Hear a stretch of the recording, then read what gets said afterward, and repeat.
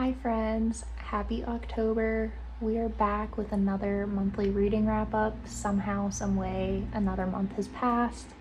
I hope you all had a wonderful September. I feel like this was a bit of a slower reading month for me, which was kind of surprising. I didn't finish as many books as I was planning on, but I did start a couple and not finish them, so we'll talk about that. I think that that's why I feel like I didn't read that much this month. But if you're new here, my name is Cass. I love to talk about literary fiction, essay collections, memoirs, all things bookish. So if that is your thing as well, you should subscribe, hang out, leave a comment, I don't know.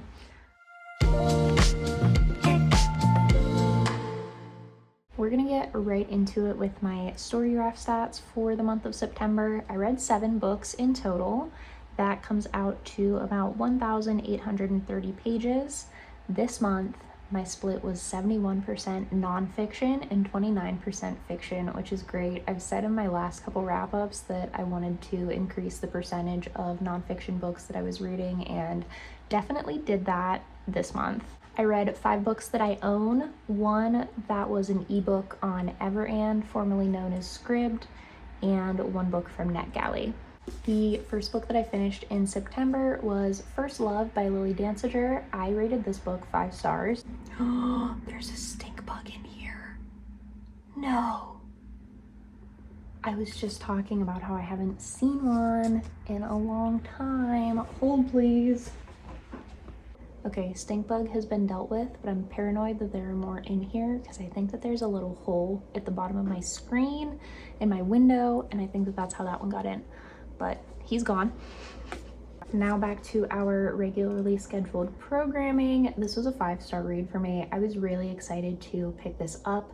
Jess Decker on Instagram, she is one of my favorite people that I follow on Instagram. She had posted a conversation between Lily, the author of this book, and Leslie Jameson at a bookstore event. It was filmed and put on YouTube, and I watched that because she posted about it, and I was like, I have to read this immediately. It was such a wonderful conversation, so joyful and insightful, really great, highly recommended. I posted it on my community tab a while back if you're interested.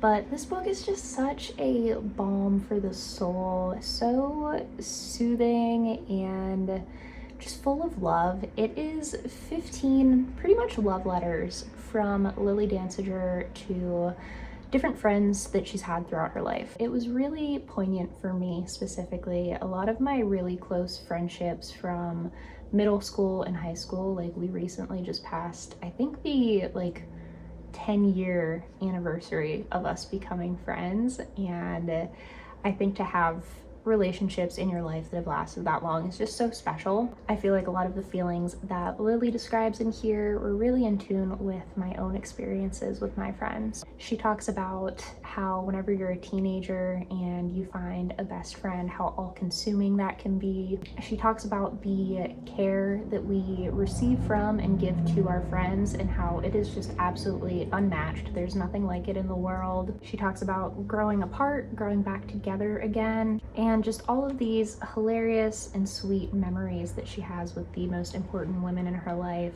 and the way that we see our friends that is so unique and special because we're so close with them. The collection opens and ends with essays talking about her cousin who was really sadly murdered right at the start of their adulthood, and so that was a really heartbreaking and touching experience that she kind of used to frame this collection of essays. One of the things that I thought was really interesting about this as well was that it was really insightful about experiences that me and my friend group have not had yet. There's an essay in here called Mutual Mothering, and that was absolutely a standout piece for me here. Lily is seeing her friends become mothers, grappling with the question of whether or not she herself wants to have a child, and she explores the ways that friends can mother each other, not necessarily in the traditional sense of the word, but going back to that care that we give to each other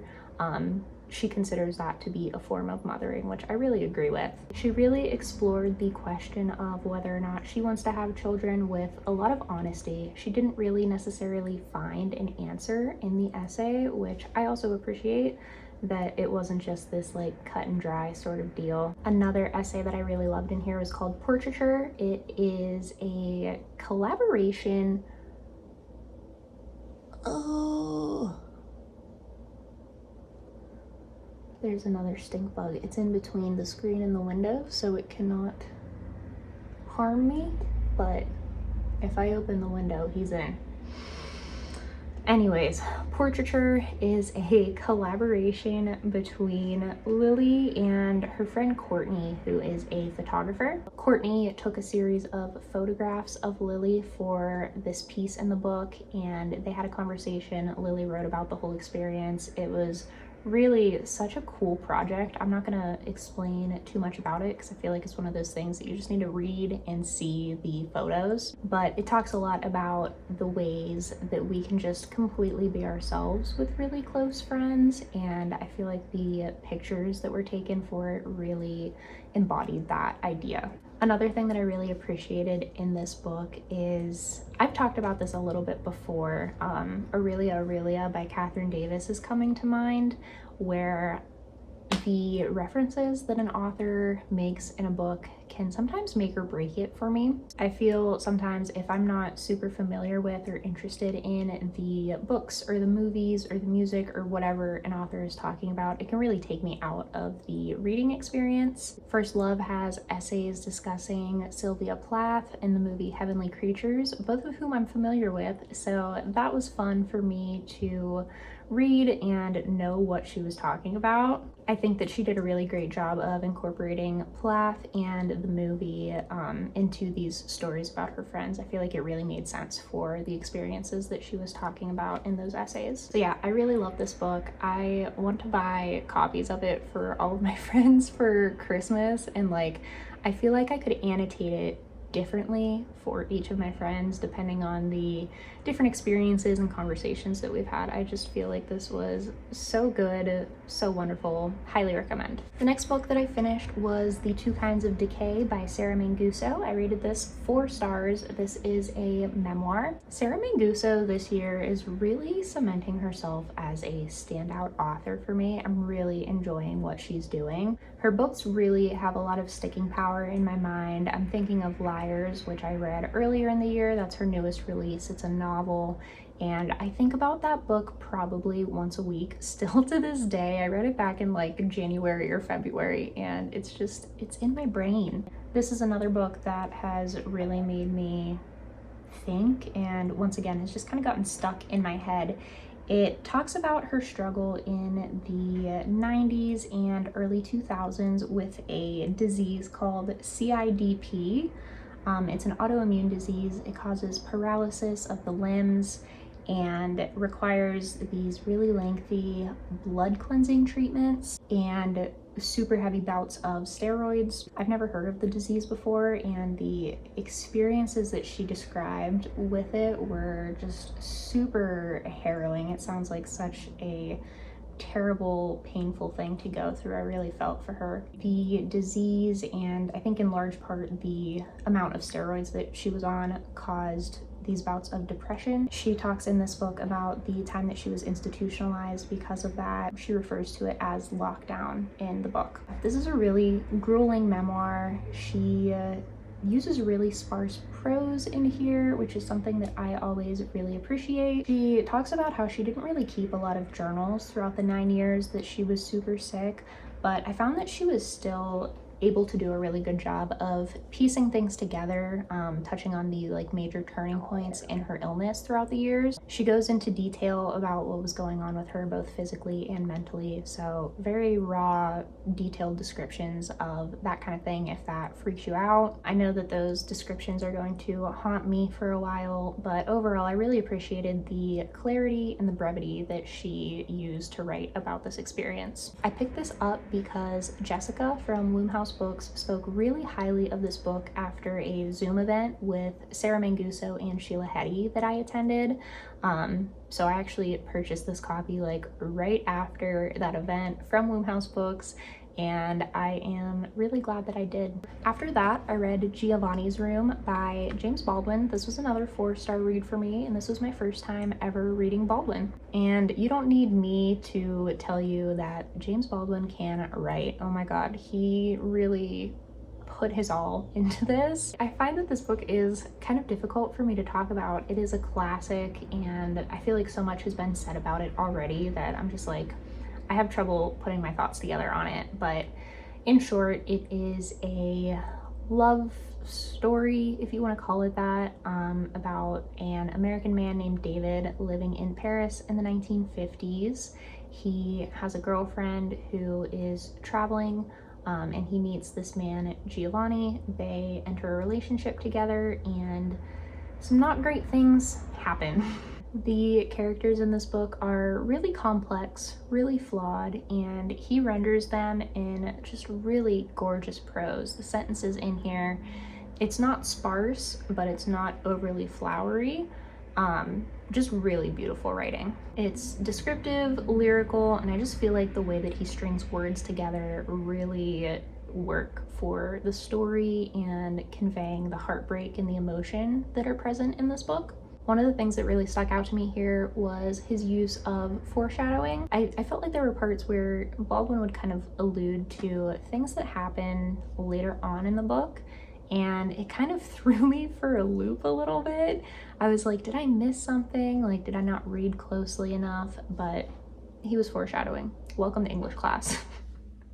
I thought that that aspect of it was really well done. He ended up bringing it all together in the end. Everything made sense, and you kind of uncover more and more about what is going on and what is happening to Giovanni in the end. It is such a haunting depiction of the way that queerness was viewed in the 1950s. There was so much hiding and internalized homophobia, and it caused so much anguish, and it's just really upsetting to think about that.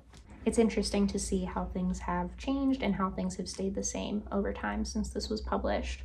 This is one of those books where I know I didn't catch everything the first time around, but no matter what, I was really caught up in the characters here and the relationships between them. I know that I'd benefit from a reread eventually, but before I even think about doing that, I definitely want to read some of James Baldwin's nonfiction, like essay collections. I feel like those are going to be really insightful and really interesting. So if you have any recommendations on where to start with Baldwin's nonfiction, I would love to hear them. Next up, we have another 5-star read and the star of my reread diaries video vlog thing for this month, and that is Too Much and Not the Mood by durga Bose. This is one of my favorite books ever, you guys. Ever. I will put the vlog here for you guys to go and watch. I read some passages from this book, and at the very end of the video I read my written review that I posted on Instagram and Goodreads and stuff. It's one of my favorite reviews that I've ever written. I'm not going to read it to you now, but I am just going to say I loved this book just as much the second time around. I read it for the first time in May of 2023 and decided to revisit it in September of 2024, and happy to say that it holds up. This is the first book in my reread series that was a book that I really loved the first time around. The first 2 videos in that series were books that I didn't 100% get along with the first time. So I was intimidated to go into this because I was worried that I wasn't gonna love it as much this time around. I was worried that it was gonna lose some of the magic for me. No, not the case at all. I had underlined so many passages in this book last year, and this time around I found even more things to underline that didn't stick out to me at first, but upon rereading I was like, facts, she knows what she's talking about. I don't think that I mentioned this yet. This is an essay collection, and the way that I like to describe it is that it is about everything, the little things in life, all these little details that make up who people are. It's also about big things like family and heritage, and it's just so good. I feel like you can just get so much out of it because it's about so many things. She's just so observant, and it's one of those books, like, I feel like you just have to read it. This is a book that I think I would recommend to anybody, and there's not many books that I can say that about, I don't think. Maybe like First Love by Lilly Dancyger as well, but there's not many that I could just without a doubt say, yes, you should read this no matter who you are. This is one of those, so please check it out if you haven't read it yet. And watch the vlog. I decorated my apartment for fall and we had some cozy moments. It was a lot of fun. Next up, I read My Good Bright Wolf by Sarah Moss. This was a NetGalley, kind of a last minute request. FSG is publishing this on October 22nd. I believe that it is already out in the UK though, maybe, if memory serves me. But yeah, thank you to NetGalley and FSG for letting me read this. I requested this on a whim. I have tried to kind of reel in my NetGalley requests because I really want to keep up with them and read everything that I'm requesting and be able to write reviews for everything. But I saw a Goodreads review of this by a person, I might butcher their name, Roman Claudia is, I think, their username. They're someone, I think I just stumbled across their reviews randomly on the app, and I don't do this often, but I clicked on their profile and I was like, wow, they have really good taste in books. So they were like a random friend request that I sent, and they're one of my favorite people that I am friends with on Goodreads because I feel like I'm always finding really cool stuff because of them. And this book was one of them. They gave it 5 stars. I was really intrigued by the review, so I requested it, and here we are. This was a really pleasant surprise for me. I haven't read any other of Sarah Moss's books. I know she has quite a few novels, but haven't read them, so I wasn't really sure what I was getting myself into with this. But this does some kind of unconventional things with the memoir form, which I love. It talks a lot about her struggle with anorexia, so if that's something that you're sensitive to, just something to keep in mind, because she does go into some detail about that. She also talks about her really fraught relationship with her parents and a bunch of other things that have occurred in her life. So she kind of acts as a bit of a time traveler in this book. She goes back to her ancestors and specifically is looking at the different forces that shaped her parents' life and the way that they were brought up and how that then in turn affected the way that Sarah Moss was raised. Her parents didn't have great upbringings. There was some abuse, neglect, not great things going on in their lives as children, and they kind of ended up perpetuating that once they had Sarah. Sarah kind of wonders if the reason why their relationship is not so great is because she's not the right child for them, which was like so heartbreaking to read and just like such a terrible and sad thought. She says pretty early on in the book, you need a reverse ghost here, a present voice to haunt the past, and that was something that I thought was really central to the structure of this book. She explores another question that is really interesting and is kind of the basis for the wolf that is in the title. She looks at what she would say to her former child self in order to protect her from the pain and the hurt that was inflicted upon her growing up. It's interesting because she has this like metaphorical wolf, and she'll kind of arm that wolf with advice and wisdom that she has gained throughout the struggles that she's faced in her life. You can tell that she has worked really hard to overcome this mindset of restriction that she learned in her childhood, and so she tries to put that advice to good use for her past self. She asks the wolf to go back to that little girl and reassure her that the struggles with anorexia and this bad relationship with her parents aren't her fault. I thought that that was really touching. I really liked the use of the wolf as a like system of delivery for those insights that she's gained.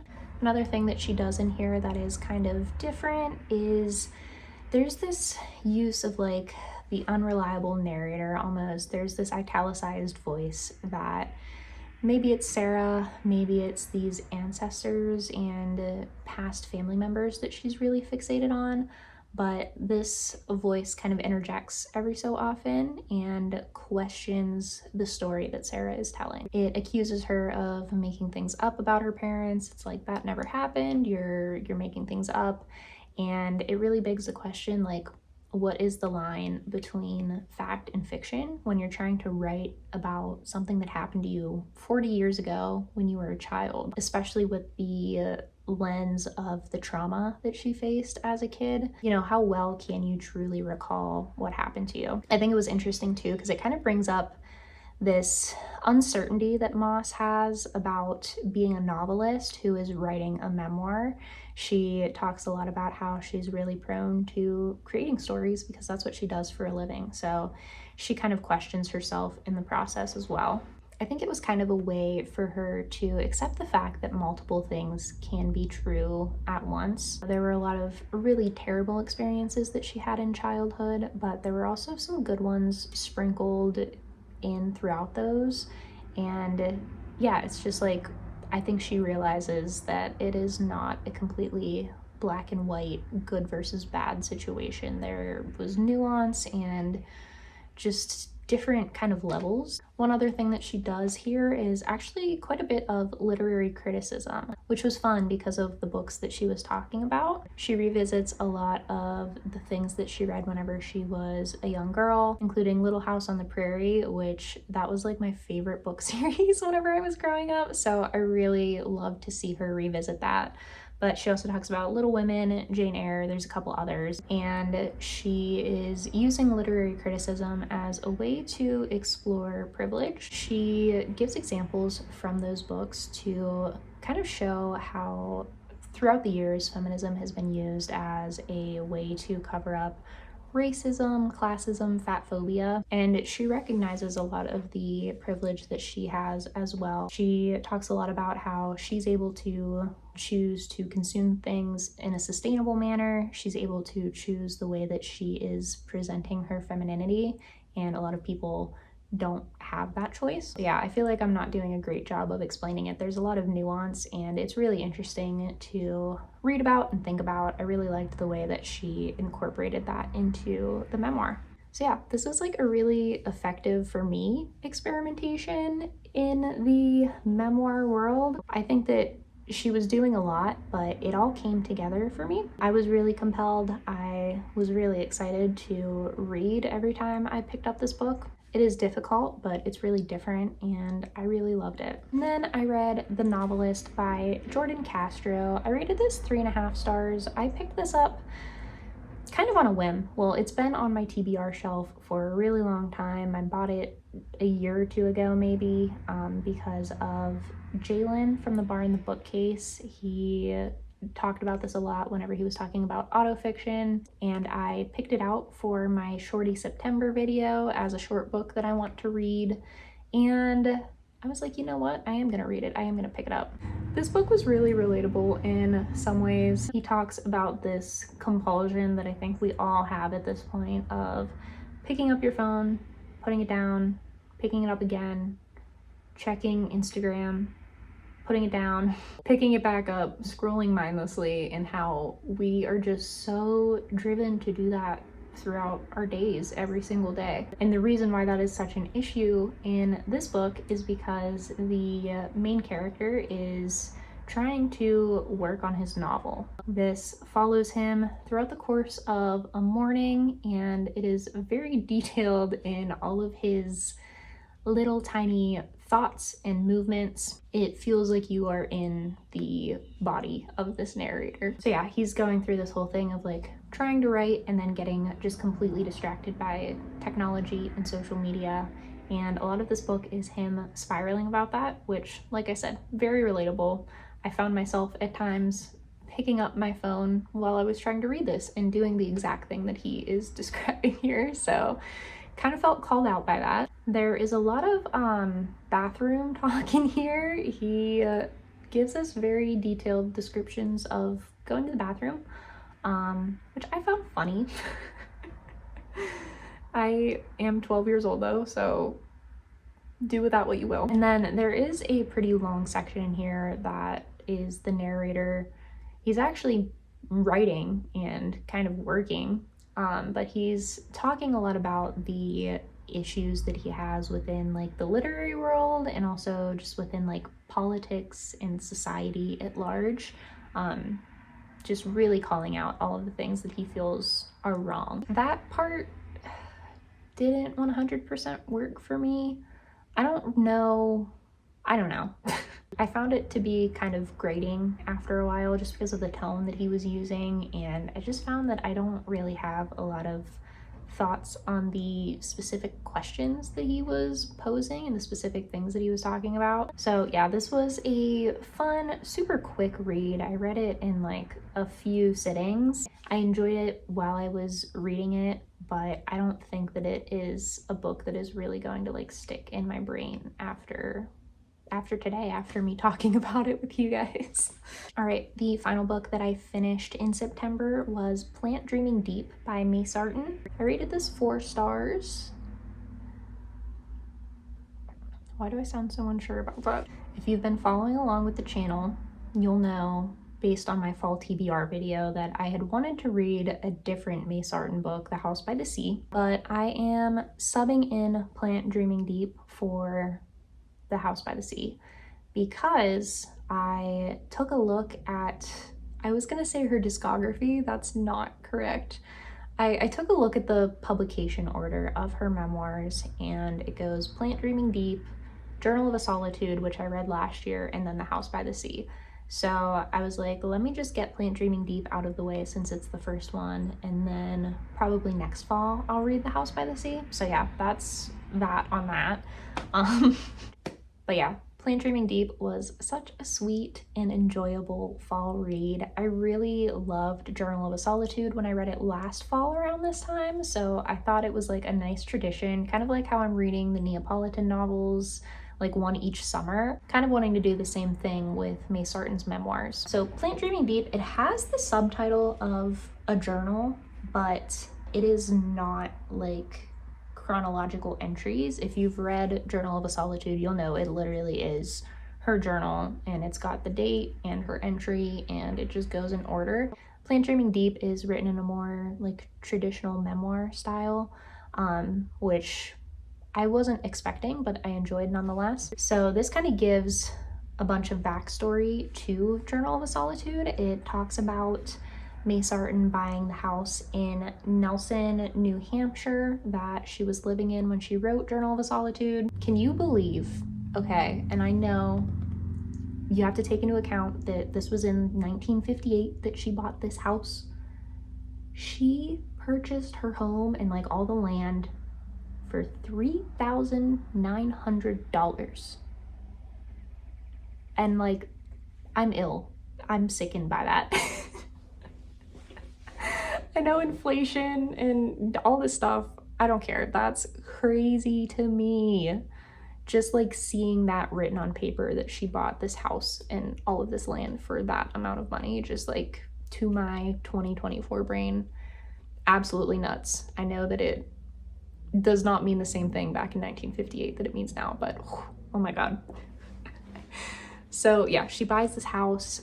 She decides to do so after her father passed away, which is really sad. She talks about that a little bit in here, but she renovates the house. It was super like run down and just like not great whenever she purchased it. So she embarked on this renovation, literally knowing nothing about what needed to be done, how to do it. But one thing about her, she is either gonna learn or she's gonna find a neighbor who will help her with it. So that's fun. And yeah, she just talks a lot about how she had to kind of adapt to living in this really tiny village of Nelson. There's a lot of nature writing, just like, you know, small town vibes, really cozy. I think it's perfect for this time of year. She talks a lot about the way that she decorates her home, and it's just so cozy and makes me want to stay in my home as well. There's just so many like simple joys that she captures within this book, and don't get it twisted, there are difficulties as well. There's a drought that she had to deal with. She like literally did not know if she was going to be able to have water until she got this well dug, and it was like a whole thing. But ultimately the community and her neighbors and these people that she ended up becoming very close with help her through these things, and they're there for each other, and it's really sweet to read. It was also super quick, so that was nice. Loved it, had a great time with it. And yeah, that is the last book that I finished. However, I have one DNF, and then there are 2 books that I am currently still reading. I started them last month. Actually, I think I started the one in August. And I'm still working on them. So my DNF was Of Woman Born by Adrienne Rich. I talked about this book in a book haul clip, I think in a vlog. I think maybe the Joan Didion vlog.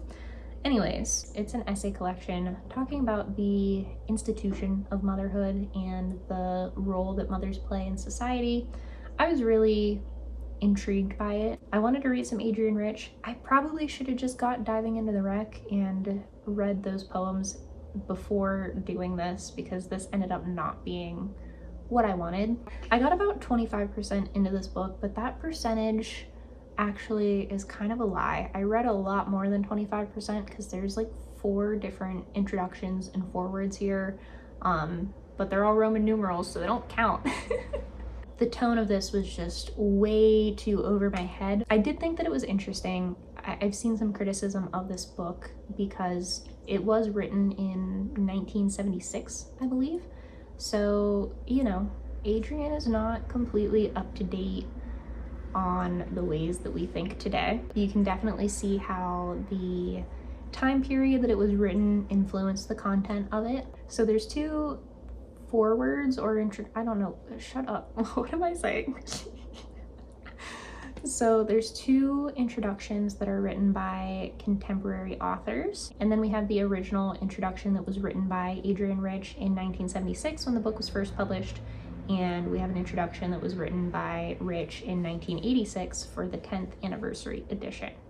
So I appreciated having all of that content at the beginning, even though it was annoying because I couldn't, you know, log it as pages read. I liked it because we got a more modern perspective on some of the things that she was talking about, and then we also got to see the way that Adrienne Rich's mindset changed from 1976 to 1986. I feel like she could have continued to return to the book every 10 years and she would have more to say, more to add, more clarification, corrections on previous ways of thinking. There's a lot of footnotes that she had added in the 1986 edition that you can read throughout the essays, and you can kind of see her update her way of thinking there. So I thought that that was just an interesting exercise to see how people's thoughts change over time. She continued to get more inclusive and more progressive, and I thought that that was cool to see. Obviously, wasn't perfect, wasn't up to